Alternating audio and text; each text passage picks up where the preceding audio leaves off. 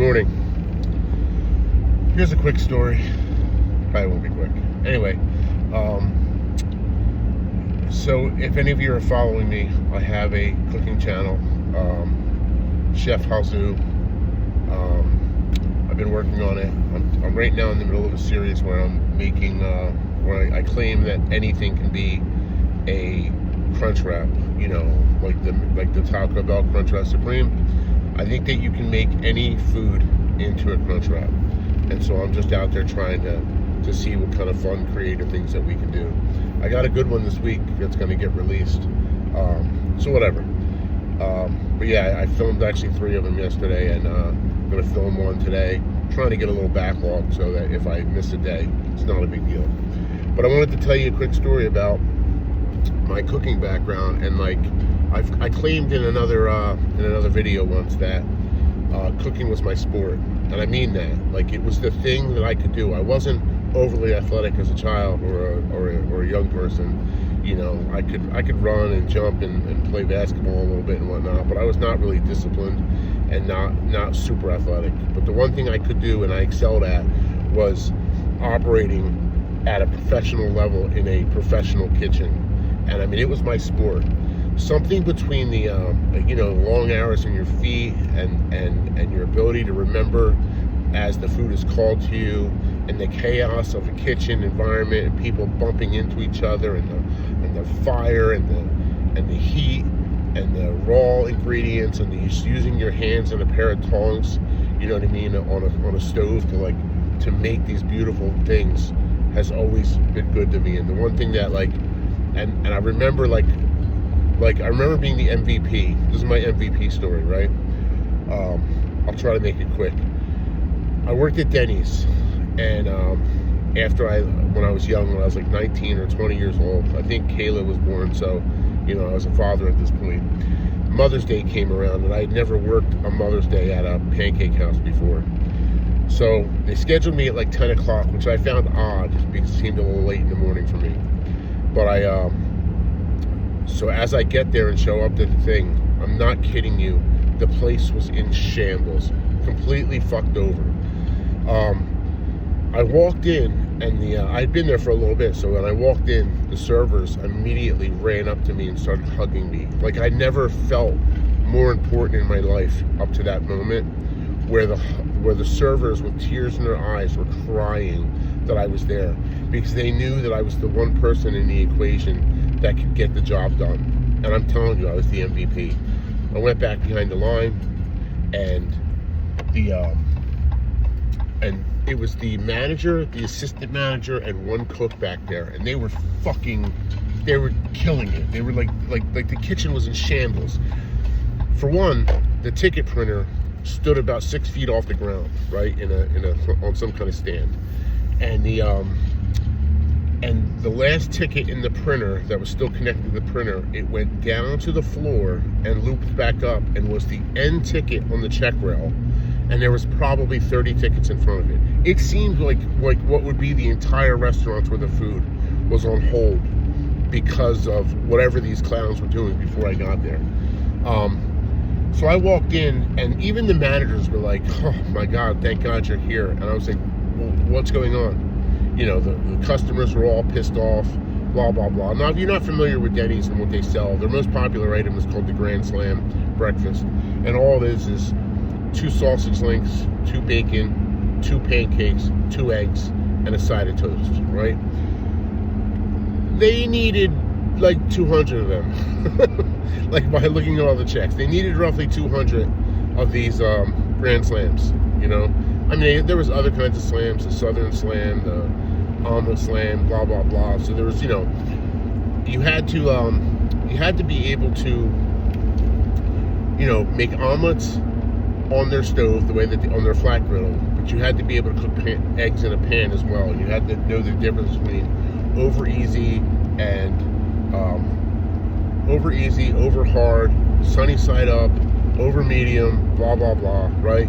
Then there was like egg whites, people wanted egg white shit, and then there were, you know, I mean, it was anything. And if anybody who's cooked before knows that breakfast is is maybe the hardest meal period to be able to cook, because in order to make all this food and come out hot, like, you've got to be super prepared and diligent in your processes and what you did. So when I got back there, I assessed the situation to look at where they were and why things were so fucked up. And what I discovered was easy. They had no sausage cooked, and they had no bacon cooked, and they were trying to do it to order. And you can't do that. I mean, think about that. If I needed 200 Grand Slams, that means I needed 400 pieces of sausage and 400 pieces of bacon. Now, the sausage and the bacon get cooked on the same griddle as the pancakes and the eggs. And so they were like, you know, they were trying to do it like one order at a time. So they were like literally getting rid of one ticket like every like 2 or 3 minutes is all they were able to do, because they were trying to make like it one order at a time. I immediately scrapped all the food on the griddles, and then at that point the fucking managers got pissed off, and they're like, "What are you doing?" I said, "You guys, everybody in this restaurant's gonna walk out." I said, "Give me 10 minutes." You know, it didn't matter. Everybody was already mad at this point, you know what I mean? And so what can you do? But the people weren't going anywhere. It was Mother's Day. They had their mothers there. You know, they were paying for breakfast. So here we go. First thing I did, I took an entire box of sausage and I flipped over the sheets on top of the griddle. So I was effectively cooking roughly 200 pieces of sausage at once. On the other griddle that we had, which was a smaller griddle, which they typically used for like their sandwiches and stuff, I flipped over as much bacon on that as I could, and it seemed like slow motion, and that nothing was happening, and everybody was getting angrier and angrier. But it didn't matter, because you know, this is where we were. Everything else cooked, right? You can cook eggs in 30 seconds on a hot pan. You can cook pancakes in 45 seconds on a hot grill. So none of it mattered. We were prepared. We had pancake batter. I had all the eggs in front of me. I had a shit ton of omelet stuff already whipped up, ready to go. And we waited and waited and waited.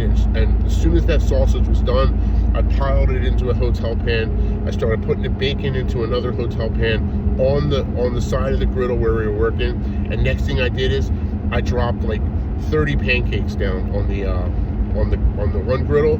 And then I told the dude to start making omelets on the small thing, the one chef that was capable. At this point, the two managers had kind of like stepped back, realizing that they were more or less useless. And man, we went to town. Actually, what I did was I used the managers to make the odd items. Like if somebody ordered the moons over my hammy or something, it was called. It was a stupid fucking breakfast sandwich that they made. But I didn't have time for that, because I was the one producing the Grand Slams, you know, which was the thing that we needed the most of. And the other chef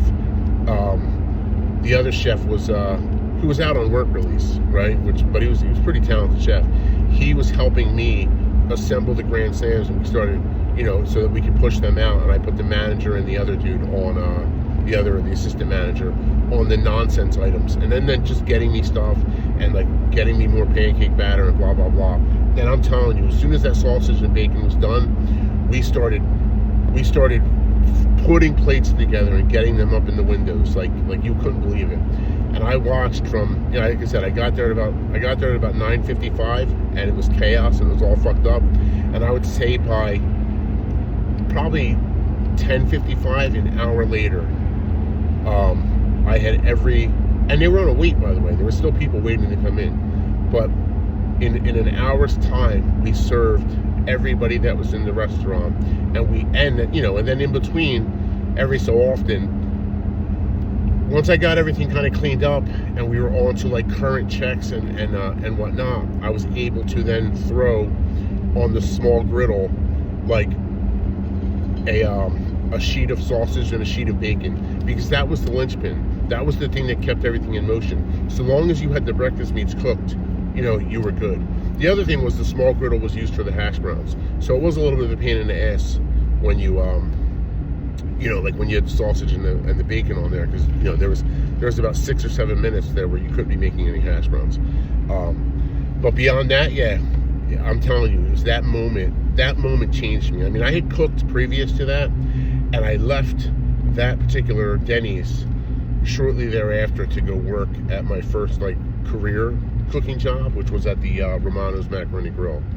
But that particular moment, that particular day, sort of solidified for me my passion and my love for cooking, and made me feel like a rock star. And it was the only time ever having a job in my life up until that point that I felt like special. And yeah, I mean, that was it. So hey, I hope you enjoyed the story. Follow me on my YouTube journey on you know, like I said, we're currently doing a thing where we're trying to see how many Crunchwraps we can make, you know, what kinds of Crunchwraps. I got a fun one to do tonight because I got some leftover pot roast, so let's see how this works out. I know this was a long video, but you know, that's me. Follow me on my YouTube channel, Chef Hazoo. Talk to you soon. Thanks.